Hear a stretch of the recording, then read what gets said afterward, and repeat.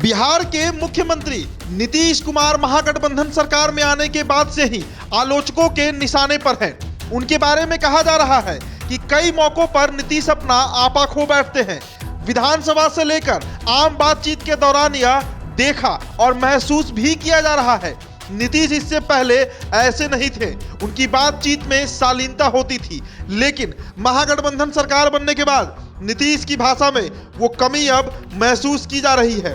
और तो और सीएम नीतीश ऐसी बातें कह रहे हैं जो वक्त के हिसाब से तौले जाने पर साफ झूठ लग रही है। मधुबनी में जब नीतीश कुमार से इस खबर पर सवाल पूछा गया कि क्या उपेंद्र कुशवाहा उप मुख्यमंत्री बनने वाले हैं, तो उनके जवाब था, नीतीश ने कहा कि फालतू की चीज है। अरे वो तो पिछली बार 2 उप मुख्यमंत्री वही लोग किए। अरे वही लोग उन लोग के साथ थे, हम तो बनना नहीं चाहते थे। बड़ी एकदम ई करके हमको कि आप बनिए और 2 को बनाए। एक तरह से नीतीश ये कहना चाह रहे थे कि पिछली सरकार में उन पर बीजेपी का दबाव था, इसलिए वो 2 उप मुख्यमंत्री की बात मान गए। लेकिन अब सवाल ये उठता है कि क्या वाकई नीतीश कुमार बीजेपी के दबाव में थे? उस वक्त के हालात तो ऐसे नहीं बताते हैं।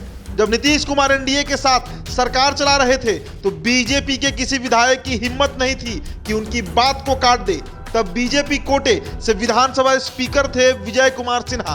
उन्होंने सिर्फ लॉ एंड ऑर्डर को लेकर लखीसराय की पुलिस कप्तान पर सवाल उठाया था। इसके बाद तमतमाए सीएम नीतीश ने भरी विधानसभा में उन्हें क्या कुछ नहीं कहा था, ये सब ने देखा और सुना था। उसके बाद भी बीजेपी का आला कमान बिल्कुल चुप रहा, मीडिया में भी कोई बयानबाजी नहीं, जबकि विजय कुमार सिन्हा को इससे काफी आघात लगा था।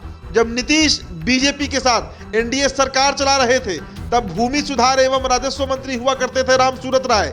ये विभाग बीजेपी के कोटे में था। इस बात को ज्यादा समय नहीं हुआ जब रामसूरत राय ने जून में ही अपने विभाग के सीओ की ट्रांसफर पोस्टिंग की लिस्ट जारी की थी, लेकिन ये लिस्ट नीतीश की नजर में आ गई और उन्होंने बतौर मुख्यमंत्री अपने विशेषाधिकार का इस्तेमाल करते हुए भूमि सुधार एवं राजस्व विभाग में तबादलों पर एकाएक रोक लगा दी थी। रामसूरत राय ने शुरू में तो थोड़ा प्रतिरोध जताया, लेकिन बाद में चुपचाप सरेंडर बोल गए थे। खैर, इसके बाद तो बिहार में एनडीए की सरकार ही गिर गई थी। उदाहरण तो और भी कई हैं जिनसे साफ पता चलता है कि जब नीतीश कुमार एनडीए में थे तो बीजेपी कोटे के किसी मंत्री विधायक में उन्हें चुनौती देने की कुव्वत तक नहीं थी।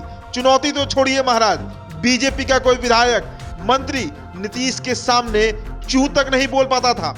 फिर नीतीश आखिर किस तरह से बीजेपी के दबाव में सरकार चला रहे थे, ये बात तो समझ से बाहर की ही है।